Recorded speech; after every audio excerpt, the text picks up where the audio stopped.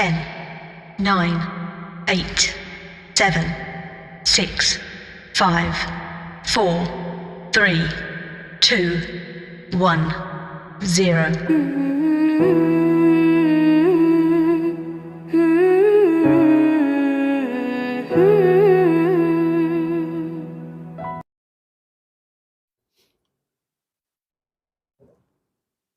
A'udzu billahi minasyaitonir rajim. Bismillahirrahmanirrahim. Assalamualaikum warahmatullahi wabarakatuh. Ila hadratin nabiyina al-Mustafa Muhammadin sallallahu alaihi wasallam wa alihi wa azwajihi wa dzurriyyatihi wa ikhwanihi minal anbiya'i wal mursalin wa li arwahi abaina wa ummahatina wa ajdadina wa jaddatina wa li jami'il mu'minina wal mu'minat wal muslimina wal muslimat syai'un lillahi wa lahumul Fatihah.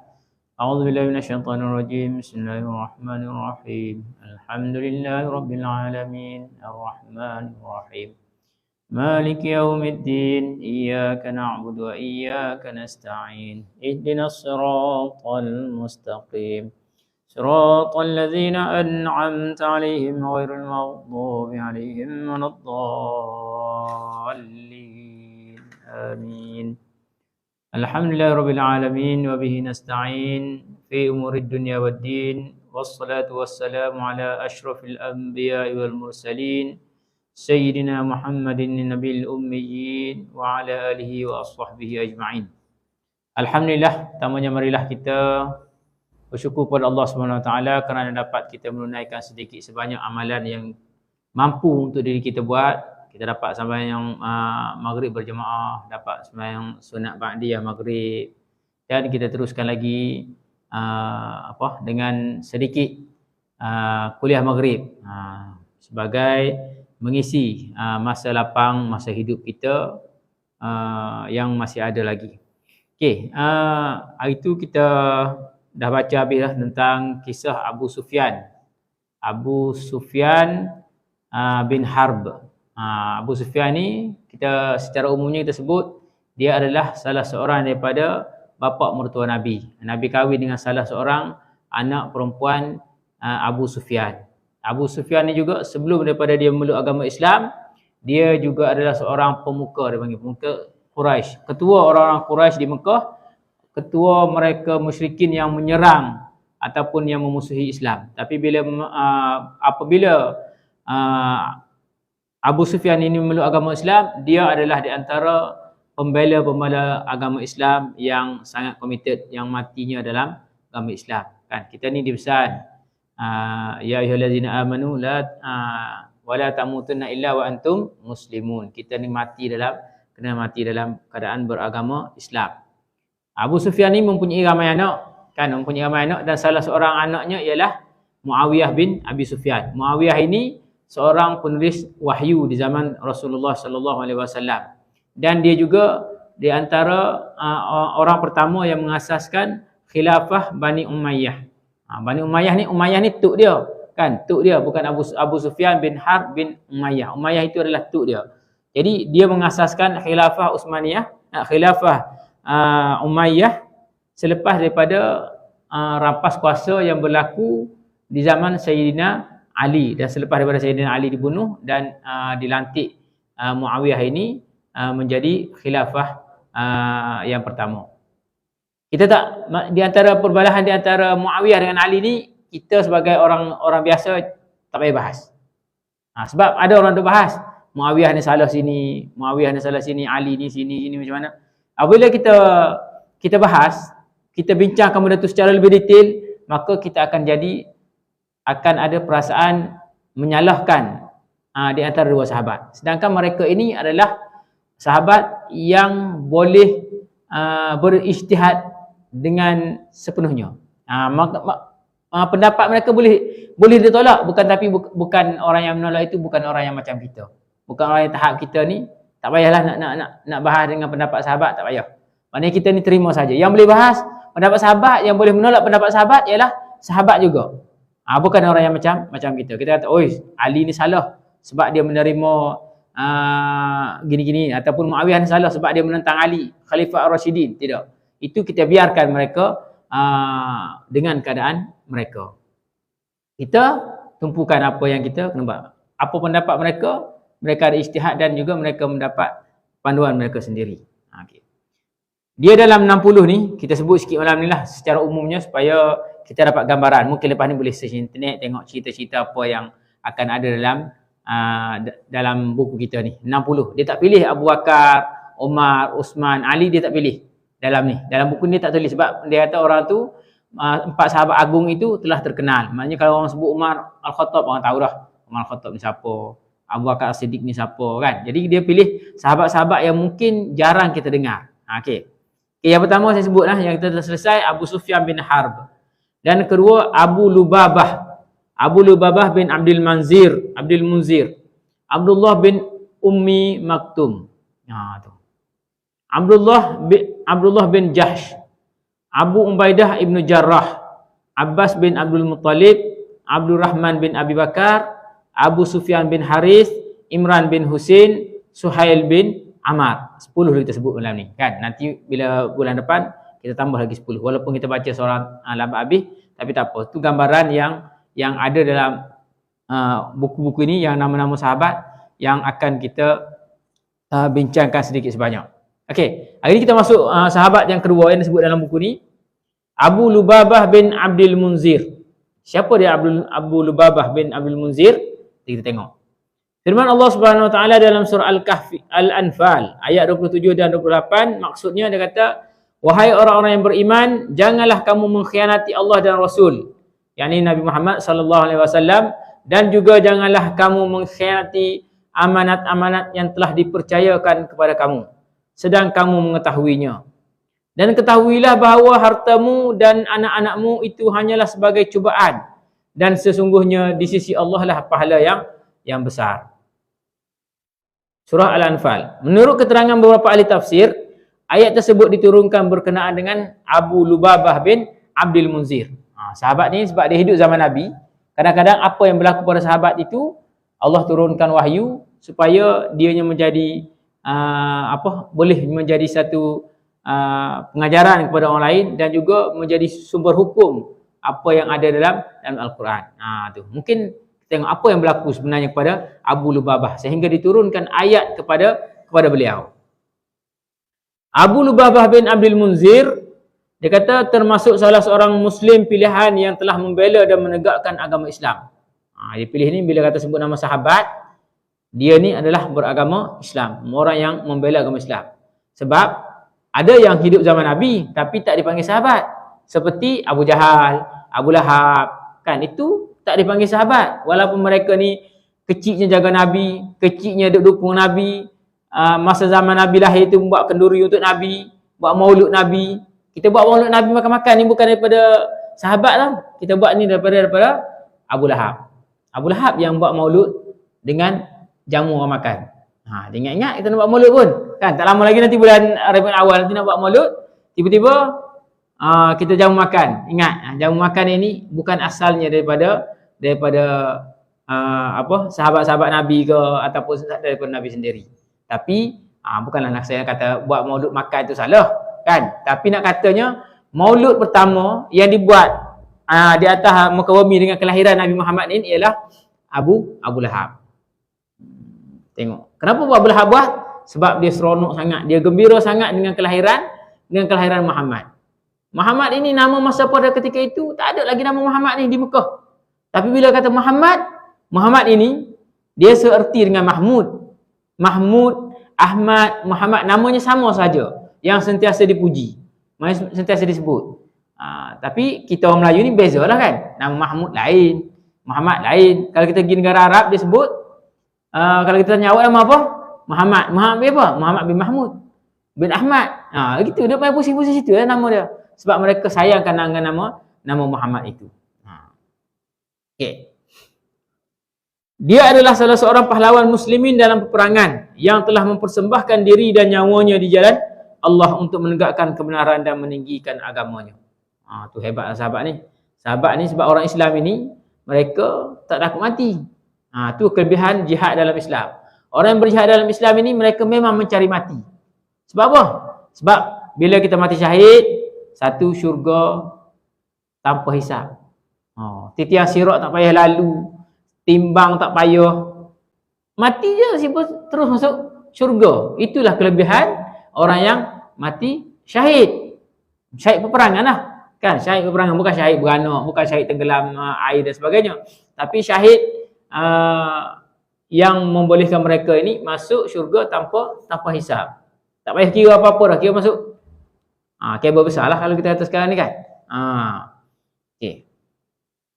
Dia dilahirkan di Yasrib, iaitu di Madinah yang subur dan banyak terdapat mata air, yang banyak ditumbuhi pepohonan dan tumbuh-tumbuhan yang dapat dinikmati oleh manusia dan haiwan. Orang Madinah ini terkenal dengan petani. Sebab itulah Abu Jahal ini, apabila dia mati dibunuh oleh seorang sahabat.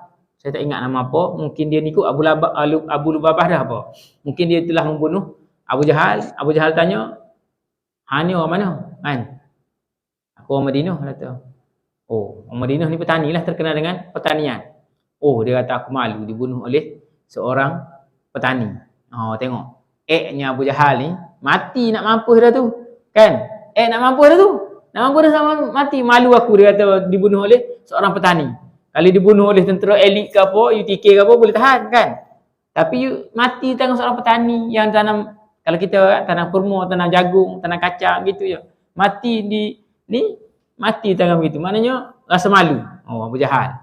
Dia nak mati di tangan pahlawan-pahlawan yang terkenal. Kalau mungkin bagi dia, kalau dia mati di tangan Ali bin Abi Talib ke, mati di tangan orang-orang yang hebat, Hamzah ke apa semua, mungkin dia rasa bangga sikit lah. Mati di tangan orang yang terkenal dan juga Quraisy.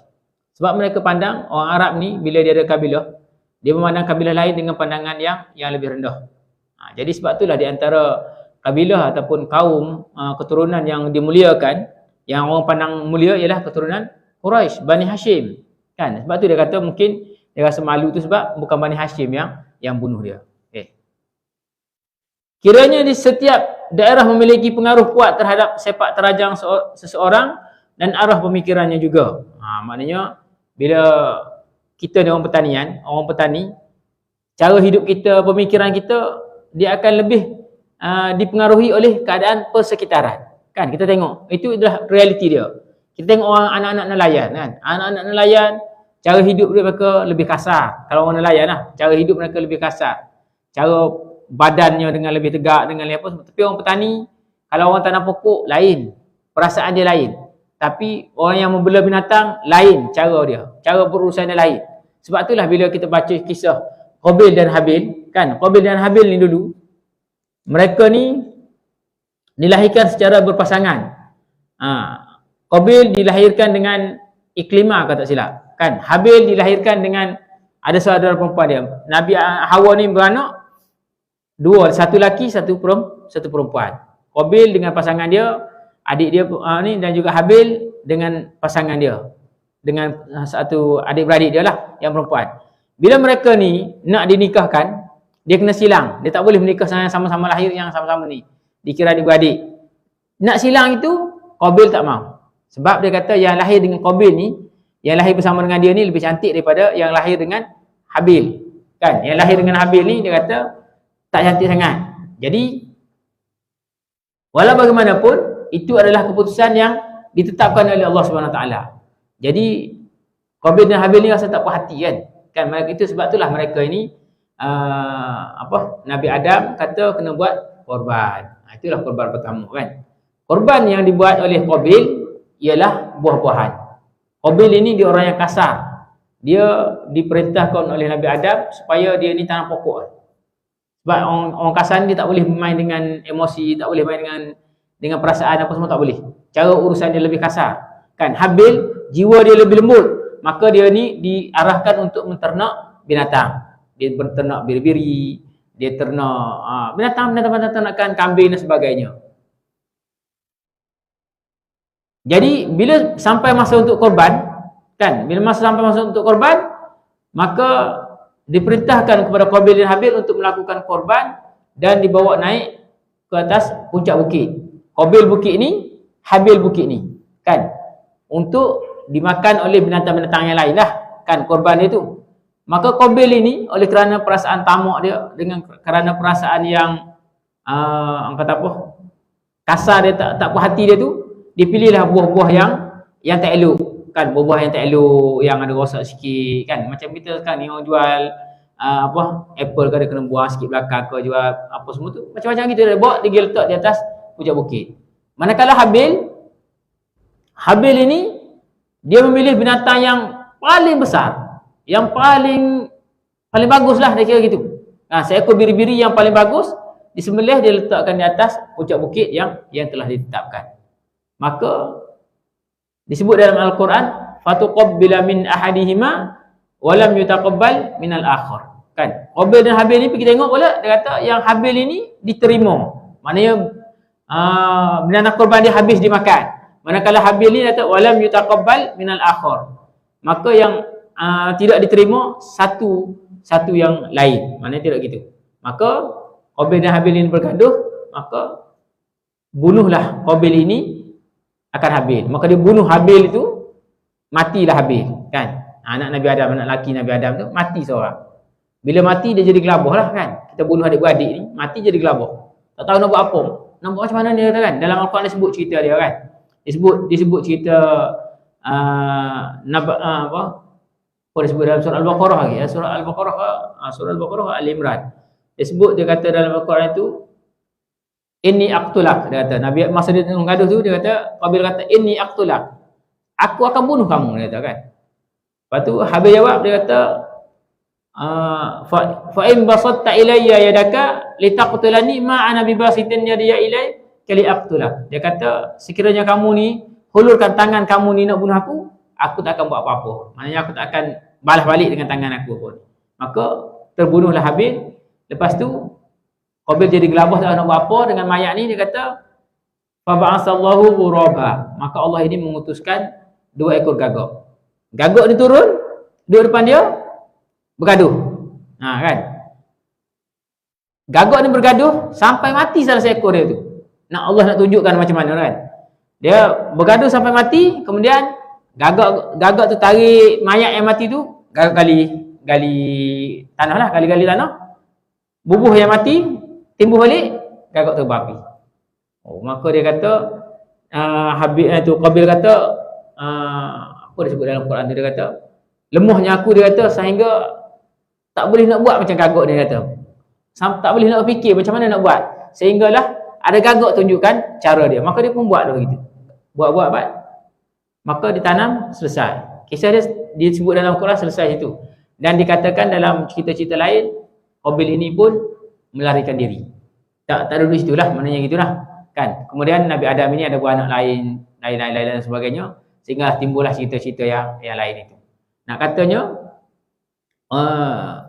Nabi Adam, Qabil, Habil yang disebut dalam Al-Quran itu, dia kata Allah nak tunjukkan kepada mereka ni bahawa itulah yang akan berlaku. Gitu. Pertanian, kan? Disebut tadi pasal pertanian. Maka Qabil ini orang yang kasar, maka disuruh bertani. Habil jiwanya lembut, disuruh berternak.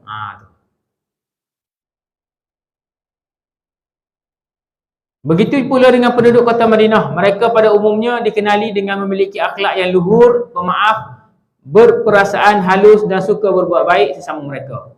Orang bertani ni, dia walaupun ni dia yang kata apa, dia suka merendah diri, kan? Orang bertani suka benda. Dia tak sama dengan macam orang Quraisy di Mekah. Abu Jahal, Abu Lahab itu dia rasa macam sebab dia rasa dia terlalu kaya, kan? Orang lain tak ada kaya dah. Bisnes biasalah kaya, cakap juta-juta, kan? Kalau sembang kedai tu, kalau yang MLM, terutamanya MLM, kan, cakap, hari ni bonus masuk 10,000. Hari ni masuk ni 5,000. Bila nak bayar bayar seorang diri je, tak bayar orang semua, kan. Satu kedai patutnya dengan sembang tu, patutnya hari ni satu kedai saya belanja, tak ada pun. Tengok orang MLM ni, kalau kata sembang juta-juta pun paling kedekut sekali. Setengah-setengah lah, kan. Setengah-setengah tu gitulah. Ada yang betul-betul kaya. Sebab apa?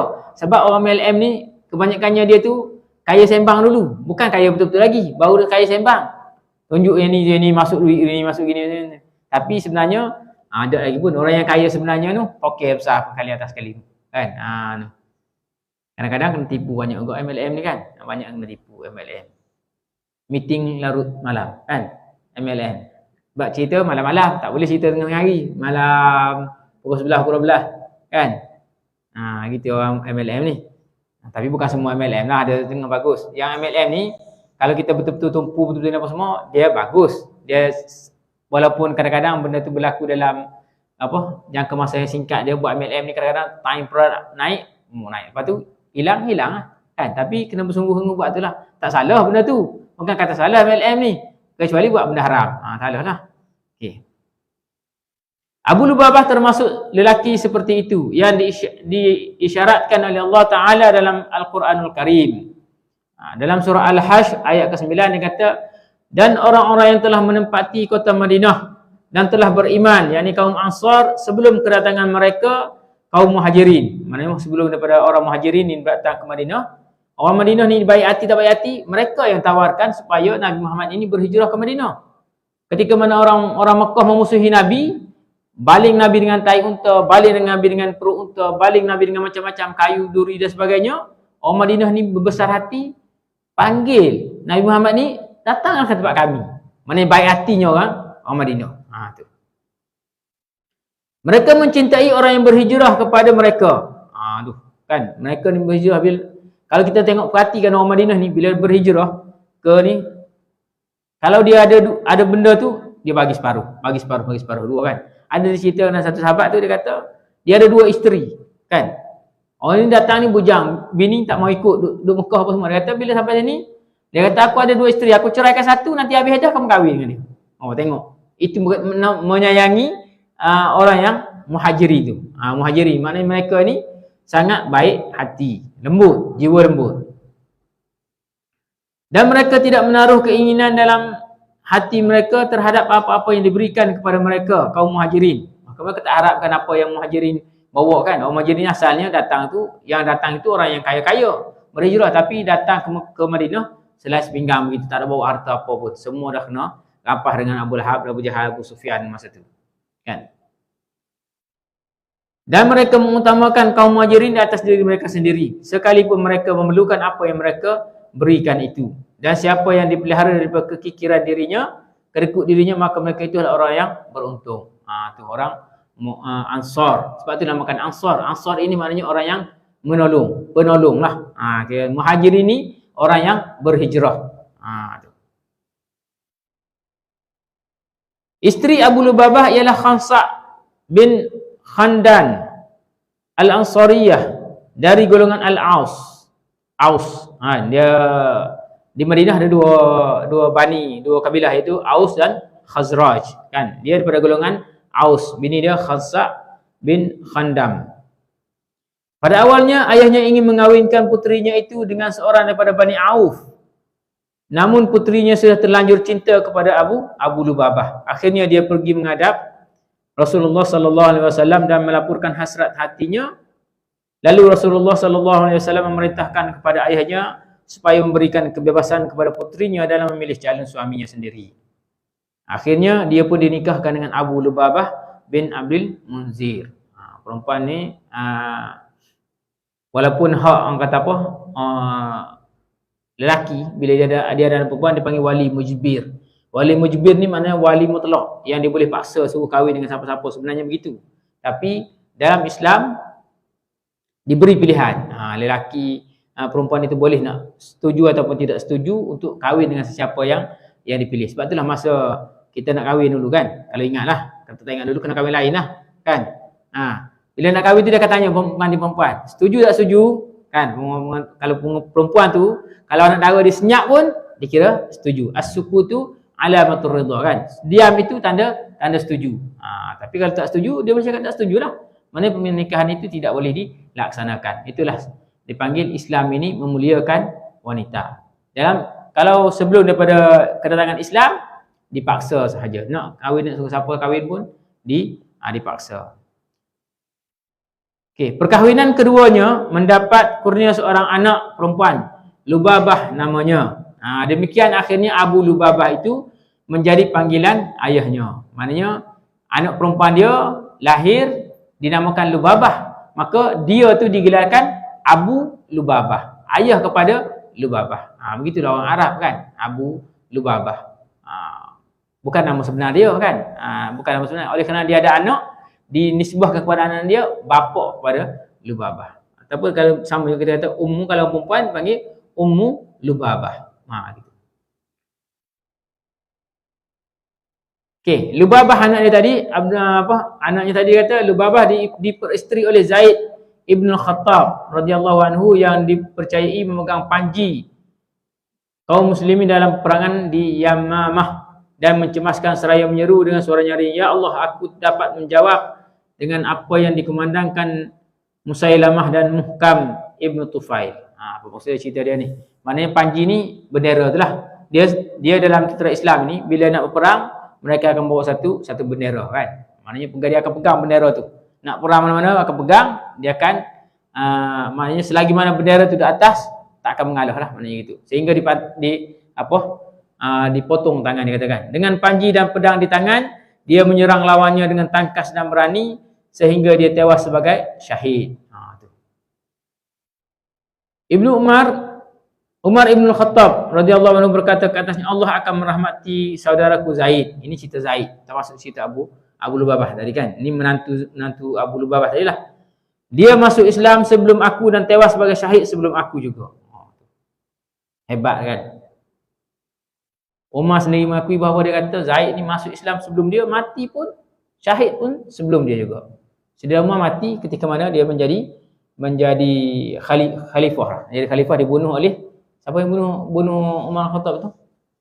Saya pun tak ingat lah siapa yang bunuh itu kan.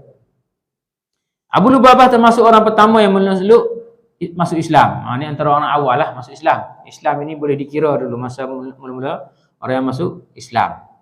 Ketika beberapa orang Ansar berjumpa dengan Mus'ab bin Umair di Yasrib, kepada mereka ditawarkan agama Islam, lalu mereka terus percaya kepada Muhammad Rasulullah sallallahu alaihi wasallam. Abu Lubabah salah seorang Ansar yang menghadiri bai'at di Al-Aqabah 2. Bai'at ni maknanya perjanjian setia di Aqabah, berlaku 2 kali kan, perjanjian Aqabah.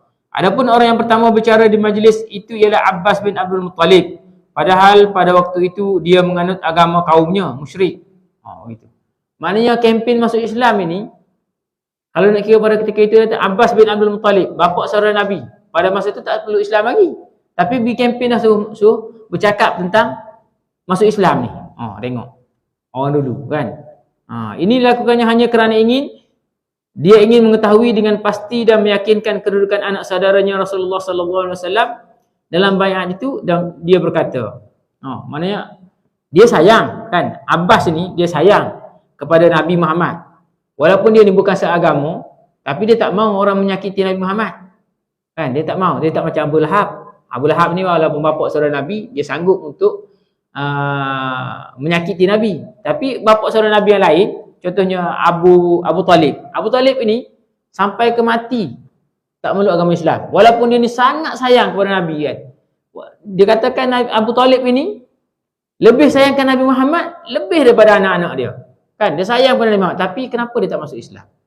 Abbas ni pun sama juga. Dia disayang kepada Nabi Muhammad, tak mau menyakiti hati Nabi. Dia bercakap sini untuk nak kempen ni, dia kata apa? Supaya Nabi Muhammad ini terjamin keselamatan dia. Maknanya gitu dia kata. Kan, dia berkata, Abbas berkata, wahai kaum Khazraj, ketahuilah bahawa Muhammad adalah dari golongan kami dan kami telah mempertahankannya dari kaum kami yang masih sealiran dengan kami. Itu dia kata. Dan membuktikan dia tetap dimuliakan di tengah-tengah kaumnya yang terlindung dari tanah airnya. Akan tetapi dia tetap saja mau pergi bersama kamu ke negeri kamu. Kalau kamu benar-benar mahu menepati janji dan melindunginya daripada orang-orang yang tidak sealiran dengan dia, maka kami akan mempercayakannya kepada janjimu itu. Akan tetapi kalau kamu akan menyerahkannya dan tidak akan mempertahankannya dari orang-orang yang tidak sealiran dengannya selepas dia keluar dan pergi kepada kamu, maka dari sekarang sebaiknya lah kamu membiarkannya dalam kemuliaan dan perlindungan dari kaumnya di negerinya sendiri. Tu Abbas tu. Nak suruh orang Ansar ini menjamin keselamatan Nabi. Walaupun dia tak masuk Islam lagi masa tu kan, tapi dia masuk Islam juga, Abbas bin Abdul Muttalib ini. Mereka berkata, kami telah mendengar apa yang anda katakan sekarang katakanlah wahai Rasulullah sallallahu alaihi wasallam untuk dirimu dan Rabbmu sesukamu. Maknanya dia kata, maknanya mereka ni setujulah baiat ni janji setia untuk nak mempertahankan Nabi dan juga agama Islam. InsyaAllah kita bukti ya. Rasulullah SAW menjawab, aku akan membaiat kamu bahawa kamu melindungiku seperti kamu melindungi isteri-isteri dan anak-anakmu. Tu. Bila sebut tentang isteri anak-anak ni, kalau nak jaga kita jaga sungguh kan. Bukan main-main. Bukan kata bini tak apalah, mati pun tak apa, boleh cari lain lah. Ada bini yang kata bila kata ada orang nak menceroboh rumah kita, antara yang pemikiran pertama kita ialah anak dan isteri. Ini mesti dipertahankan. Sanggup mati tu. Gitu. Maknanya sebab itulah dikatakan baiat Nabi ni macam tu. Kan? Sama juga macam dulu kalau di Kelantan dulu masa tu, zaman Tok Guni Aziz dulu, dia pernah orang kata baiat ataupun janji setia ini,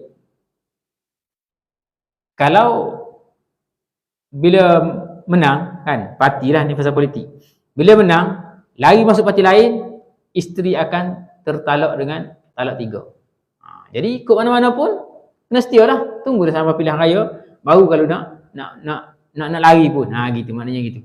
Dan benda tu terpakai dalam agama Islam. Al-Bara' bin Ma'rur menjabat tangan beliau dan berkata, ya, atas nama yang mengutusmu dengan kebenaran, kami berjanji akan melindungimu seperti melindungi isteri-isteri dan anak-anak kami. Maka baiatlah kami, wahai Rasulullah, kerana kami sejak nenek moyang kami memang ahli perang. Mana perang jugalah. Setuju untuk melindungi Nabi. Selagi Al-Bara' berbicara dengan Rasulullah SAW, tiba-tiba Abul Haytham bin An-Nahyan memotong pembicaraannya dengan katanya, wahai Rasulullah, antara kami dan segolongan kaumku, maksudnya kaum Yahudi, sudah terjalin ikatan dan kemungkinan kami memutuskannya. Apakah jika kami memutuskannya, kemudian Allah berkenan memenangkanmu, apakah tidak mungkin engkau kembali kepada kaummu dan meninggalkan kami? Tu tanya orang Yahudi ni pada ketika itu hampir menguasai Madinah kan. Abdullah bin Ubay bin Salul ini nak dijadikan ketua di Madinah. Tapi bila Nabi datang, tak jadi Abdullah bin Ubay ni dilantik Nabi sebagai ketua. Maka itulah orang Yahudi musuh sangat dengan agama Islam. Sedangkan cerita pasal Nabi akhir zaman ini diceritakan oleh orang Yahudi kepada penduduk Madinah. Sebab itulah penduduk Madinah ini setuju untuk menerima Nabi Muhammad itu datang ke tempat mereka. Sebab diceritakan dalam kitab-kitab Yahudi tentang kisah-kisah Nabi akhir zaman. Disebut dalam kitab-kitab tu. Kita ada kan baca. Cuma tak sebutlah dia tu ni orang Arab daripada Mekah ke Madinah, tak sebut. Tapi ada cerita pasal Nabi akhir zaman yang akan diutuskan. Jadi orang Yahudi ini bercerita tentang benda tu dengan harapan mereka inilah golongan yang terpilih untuk menjadi Nabi akhir zaman itu daripada kalangan mereka. Tapi ternyata pandangan mereka salah kerana Allah memilih daripada golongan Arab, keturunan Nabi Ibrahim, Nabi Ismail. Kan? Nabi Ibrahim ini keturunan yang sama juga dengan Yahudi, tapi Nabi Ismail ini keturunan Arab. Daripada itulah lahirnya Rasulullah sallallahu alaihi wasallam. Dan orang Yahudi ni kata, kalau kamu menang lepas ni, kan? Kalau kamu menang lepas ni, adakah kamu akan meninggalkan kami? Maknanya kami dengan yang dia kata ni, Abul Haytham ni, dia kata kami dengan orang Yahudi ni sekarang duk berbaik kan? Duk berbaik. Bila Muhammad datang, mungkin kami ini akan berbalah.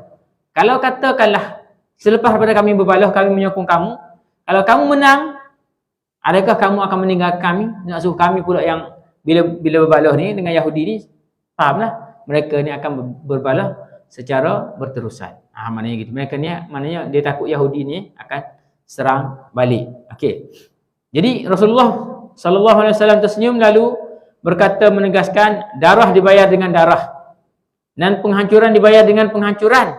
Aku sebahagian daripada kamu dan kamu juga sebahagian dariku. Maknanya itu janji setia Nabi. Aku akan memerangi siapa yang kamu perangi dan aku akan berdamai dengan siapa yang berdamai dengan kamu.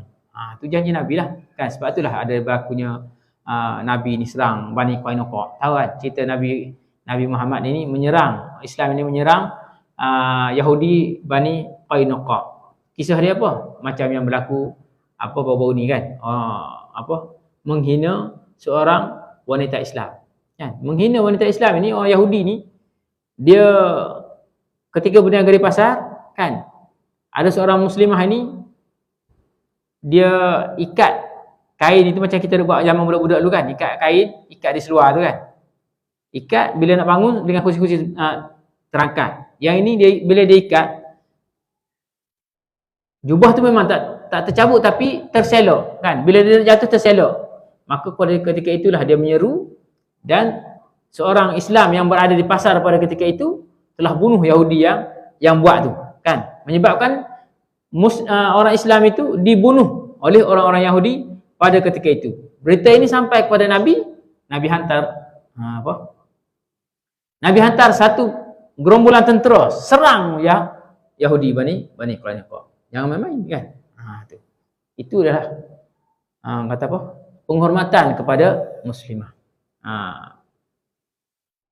Dan tak silap saya, kisah yang berlaku di zaman Bani Abbasiyah pun berlaku kan. Zaman Harun al-Rashid kalau tak silap. Ataupun al-Rashid ataupun Khalifah Ma'mun kan. Bila seorang Yahudi tarik jubah seorang muslimah, dia seru nama khalifah serang balik. Itu adalah tu. Tapi ni yang berlaku bukan kata orang Yahudi tarik kan. Orang Islam sendiri yang londeh. Bukan orang lain londeh, dia sendiri yang londeh kepada ni itulah pada manusia akhir zaman ni. Dia sendiri yang londeh, yang kata nak konon-kononnya nak buat lawak lah, konon-konon kan, nak buat lawak. Padahal muka kena tangkap lah apa semua. Macam-macam kan. Orang sekarang ni sanggup nak menghina agama dia sendiri kan. Baru ni dua kes yang baru ni berlaku kan. Satu di Kelantan, satu lagi di KL baru ni kan. Yang cakap ni semua kena belasah, baru tahu. Yang di KL tu yang dipucung ke mana? Yang belasah pecah hidung tu, baru tahu. Lepas tu nanti lagi dia cek-cek, oh dia ni sakit mental. Habis kan. Sebab tu kata kalau nak belasah dulu, jangan tanya dulu kan. Dah hina gitu, belasah dulu. Lepas tu kalau orang kata cek, oh sakit mental, tak apa lah, belasah dah kan. Memang dah tak ni. Tapi yang di Kelantan pun kena dah juga kan. Yang di Kelantan pun kena dah ditangkap polis dan sebagainya. Tu. Itu cakap benda-benda yang menghina agama ni, walaupun kita kata menghina benda yang kita nampak kecil, menghina dia akan jadi murtad. Kan? Sunnah ni sunnah kecil-kecil je. Contohnya kita kata sunnah Isyak Yari ni kan, bila lepas makan tu, Isyak Yari kan. Dia kata, kotornya daripada agama Islam, kotornya agama Islam. Tak boleh. Kan? Itu menghina sunnah. Itu sunnah Nabi. Jangan menghina, kan?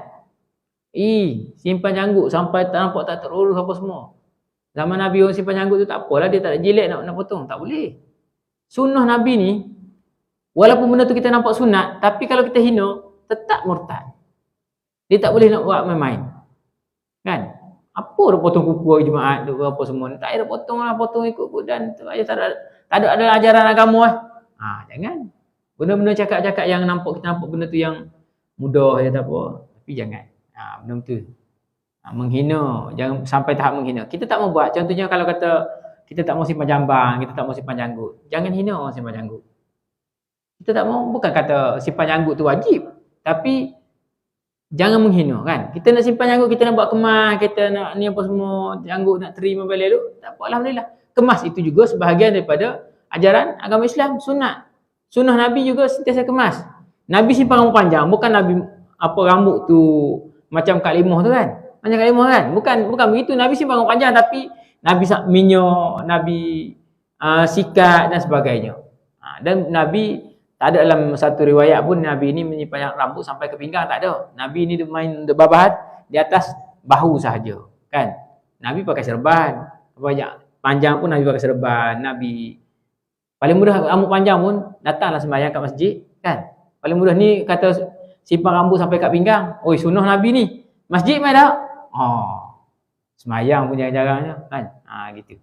Takutnya kita ni banyak buat benda-benda yang menyalahi. Adat tak apa, adat lain, ibadat lain, kan. Adat ni kalau kena dengan ibadat, dia jadi pahala, kan. Jangan mempertahankan adat lawan dengan agama, tak boleh. Kan? Agama kata begini, adat kalau berlawanan dengan adat tu kena terbuang. Agama tu yang kena letak depan. Gitu. Ni sampai sanggup lagi buat begitu, kan? Saya setakat tu je lah kita baca malam ni. InsyaAllah kita akan sambung. InsyaAllah pada bulan depan insyaAllah.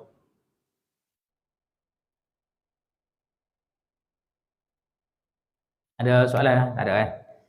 InsyaAllah kita akan, apa yang baik itu daripada Allah SWT, apa yang kurang dan lemah itu daripada kelemahan diri saya sendiri. Sekiranya ada kesalahan dan kesilapan yang telah saya lakukan, minta tegur-tegurlah saya. Okey, aku qouli hadza wa astaghfirullahal azim li wa lakum. Wassalamualaikum warahmatullahi wabarakatuh. Bismillahirrahmanirrahim. Alhamdulillahirabbil alamin wassalatu wassalamu ala asyrafil anbiya'i wal mursalin wa ala alihi washabbihi ajmain. Allahumma anfa'na bima 'allamtana, Allahumma 'allimna bima yanfa'una wanfa'na bima 'allamtana ya arhamar rahimin. Allahumma iftah 'alaina futuhal 'arifin warzuqna fahman nabiyyin wa hifdzal mursalin wa ilhamal malaikatil muqarrabin. بجاهنا خاتم النبيين والمرسلين سيدنا ومولانا محمد صلى الله عليه وسلم. ربنا آتنا في الدنيا حسنة وفي الآخرة حسنة وقنا عذاب النار. اللهم ثبت قلوبنا على دينك وعلى طاعتك يا رب العالمين. ربنا آتنا في الدنيا حسنة وفي الآخرة حسنة وقنا عذاب النار والحمد لله رب العالمين. تقبل الله منكم.